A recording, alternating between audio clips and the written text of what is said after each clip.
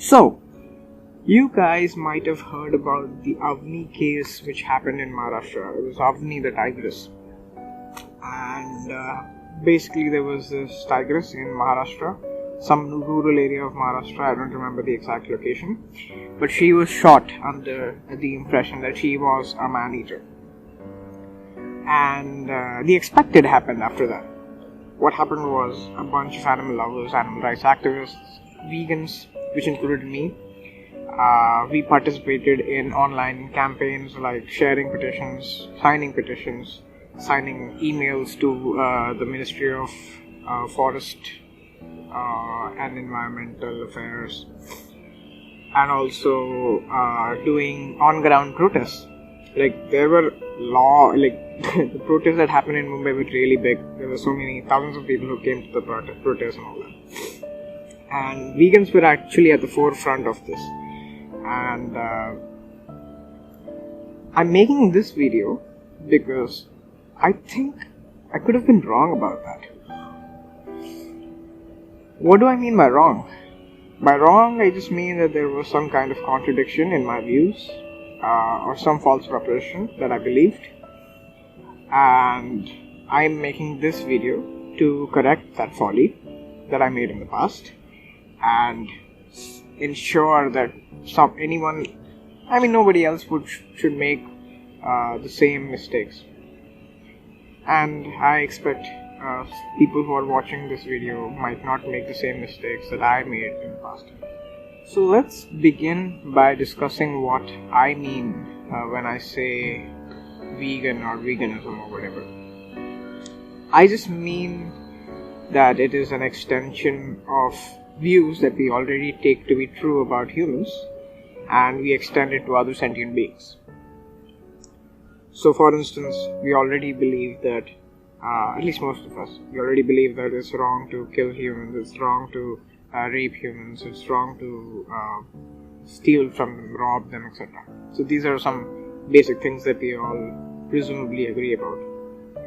And I just take veganism to be an extension of these things to other sentient beings like cows, pigs, chickens, etc. So, with this in mind, let's consider a hypothetical scenario. The scenario is Avni was found to not be a man-eater. It was proven, and she was not shot. What would have happened? It might be a little bit unintuitive, but in that world where she wasn't shot, there would actually be more rights violations than in the current world where she has been shot and killed. You might be wondering, I must be crazy. No. Avni did eat other animals. She killed and ate other animals. So, she was committing rights violations against other animals. And by rights violations, I just mean actions which I wouldn't desire to be done against someone in a vacuum. And a vacuum just means there is no utility consideration. So, for instance, in a vacuum where there is no utility consideration, it would be wrong to kill someone. And Avni was killing someone, and it just turned out to be herbivorous animals. And that stuck with me. That stuck with me for quite some time. And I wasn't consciously thinking about it. But then, it's only recently that I started introspecting about those views, and now I think there might be some truth to it. And the point is that, if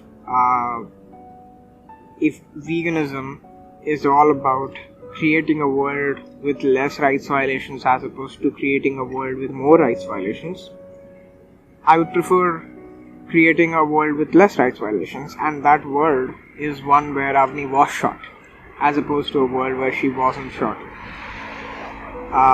There are some statistics about how many animals an average tiger or tigress kills in his or her lifetime. And it varies depending on the mass of the animal that they're hunting. Like if it's a huge animal like a water buffalo or something like that, the number decreases. But if it's small animals like small deer, gazelles and all that, the number increases. So it is safe to say that at least there could be more than 50 animals that a particular average tiger or tigress hunts in his or her lifetime. It's a ballpark estimate. It could be more, it could be less. Now, if Avni was not shot, there would be, assuming that she was at half her lifespan, she would have killed 25 more animals. That instantiates a world with 25 more rights violations, as opposed to this world where she was killed and those 25 rights violations have been prevented. Well, there could be other tigers or tigresses which could kill those 25 animals, but yeah, overall I think there is less rights violations in this world as opposed to a world where she was not shot. Now, you might be wondering, Appoota, are you crazy? Don't you know that this is like the natural food chain? It's funny to me because if you are a vegan who's saying this, you sound awfully like a non-vegan to me. What do you mean? Like, do you mean pouncing on someone, tearing their guts out, killing their babies and eating them while they are probably still alive? Do you think all that is justified simply by virtue of it being natural? If your answer is yes, then let me ask you this. If you're a vegan and if you think it's not okay to kill and eat animals,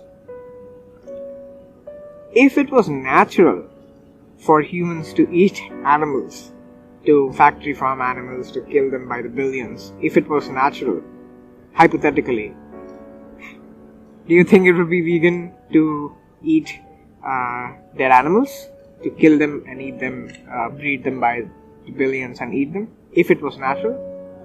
They could say, well, that's not a representative of reality. I get that. I'm not saying it's true of the real world. I'm just using this as a consistency test to check whether your values or your views, more specifically, are consistent. Because if you say no, even if it was natural, it wouldn't be justified to kill and eat animals, I think you've arrived at a contradiction. So, I don't care if it's natural or not. I just care if there is rights violation. I don't care who is doing it. I don't care if humans are killing the animals or if tigers are killing the animals. And I'm sure the animal who's being gutted and killed doesn't care either. They don't care about whether a human is killing them with a gun or a bow, or a tiger is killing them by pouncing at them, by tearing their bellies open and eating them alive. I don't think the animal cares either. Now, there is another thing that we need to consider. Suppose there was this alternate possible universe or world where there were this. Have you heard of? I'm not sure if you've heard of xenomorphs. So xenomorphs are these like aliens from the Aliens vs Predators series.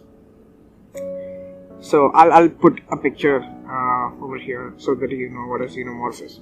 Now, presumably, if there was a world where xenomorphs and humans co-evolved, such that there was a natural pattern of predation where xenomorphs were our predators and we were the prey, if that world was a world that we lived in, and suppose there was a xenomorph chasing some human, and I was going to take a gun and shoot the xenomorph, kill the xenomorph and save the human, would you say that I did a bad thing?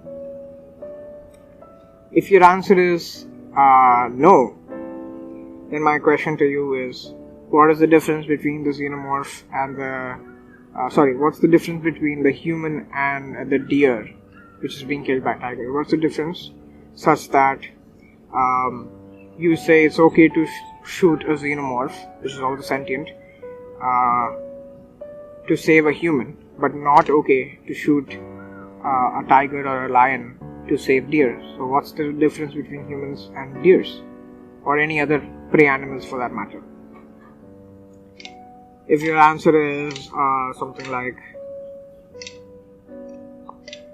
I don't know what your answer is going to be, but if it's something like natural though, well, that's just a category error, because I've already stipulated in the hypothetical that xenomorphs and humans have co-evolved in this alternate dimension. So that's not answering the question. So this is what I would like to leave you with, this question. If you think that it's not bad to shoot a xenomorph to save a human, and I'm granting that this human that we're talking about is vegan and they are not abusing animals or whatever, so that we just remove all the other biases which will confound the answer. So the question is, if that was the case, what is the difference between this human and the deer, which makes you say it's okay to shoot the xenomorph to save the human, but not okay to shoot the lion or the tiger to save the deer? Think about it.